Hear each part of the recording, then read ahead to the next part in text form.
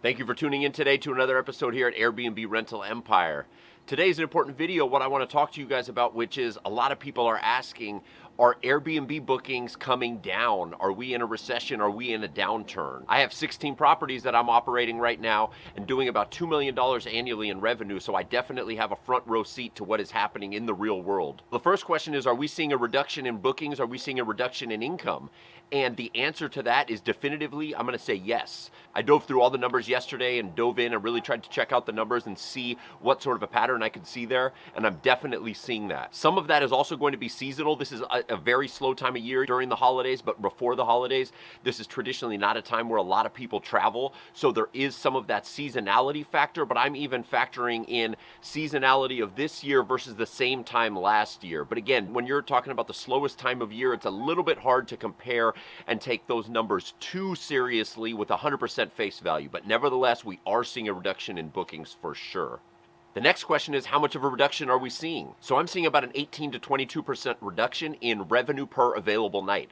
That is a commonly used metric that is used in the hotel industry. And what that is that is not just your nightly rate, but this factors in the nights that you have available for rent. So because if you're getting $1,000 a night, but you only rented the property for one night in the month, you got $1,000 per available night. That's your nightly rate. But the other 29 days of the month, it was sitting empty. So it takes the total revenue that you have and divides by the total number of days that you have available for rent, and that's how you come up with that number. So I'm seeing about an 18 to 22% reduction in that number. Now, there's some properties that I still have, I'm actually doing numbers that are higher from last year, year over year, but there's other ones that are also a little bit lower than that. But if I have to go with a general number, I'm gonna say in that 18 to 22% number is that I'm seeing a reduction for sure. Now, this number can also be, again, we're talking about seasonality. This is a slow time of year. If you miss one weekday booking, one or two weekday bookings, that can kill your revenue per available night. So again, these numbers are across the board. This isn't a hard and fast where it's 18 to 22%, but when I'm looking at the whole portfolio, that's what I'm seeing is about in that range. Now, the next question is, do I expect this to continue into 2023? When I'm looking ahead into 2023, I do expect this downturn to continue. I think that we will continue to see a softening of rates in terms of the nights booked as well as the revenue per available night, but I'm also expecting seasonally for things to pick back up. I don't think that next year we're going to be at the same levels that we were during the peak of COVID mania when there was free money flowing through the economy like there was no tomorrow, but I do think we're still gonna have a very profitable year next year. As an example, retail sales were down last week, and that was pretty much a disappointment to the financial markets, but a few weeks before that, the airlines were also reporting their earnings, and they still reported strong demand next year. So that is something that for us in the travel industry, for us in the hospitality industry, I expect that to boost our numbers going into next year, just like I said, seasonally and into next summer, especially as we get full travel demand back with a lot of Europeans and that sort of thing. Even after COVID, we never really saw that full travel demand back to the United States. I did not see a lot of international travelers last year, but I do expect that to pick up next year big time.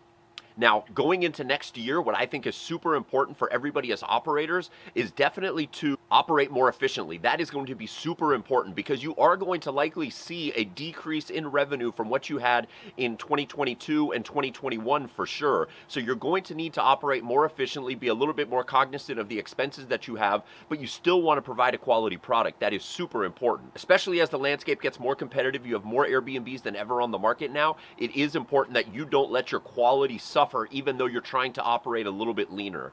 I also think it's going to be very important next year to differentiate yourself a little bit from the other properties and offer a unique experience. You know, that can be through design aspect that you have at your Airbnbs, the amenities that you offer, and just the experience that you offer to guests as a host, giving people good recommendations, helping them out with their trip, and providing some level of kind of a hybrid of what hotels offer in terms of a concierge and that sort of thing. I'm not asking you to be a hotel concierge. That's not the business that we're in per se, but I do like to help people and give them an assist if it is something that they're interested in. Not everybody wants that, but a lot of people do, and that definitely goes above and beyond for the experience for guests. I also think next year into 2023, I think the rural areas are going to get hit pretty hard. You're already seeing this in Joshua Tree. You're already seeing this in some of those areas like Gatlinburg, Tennessee.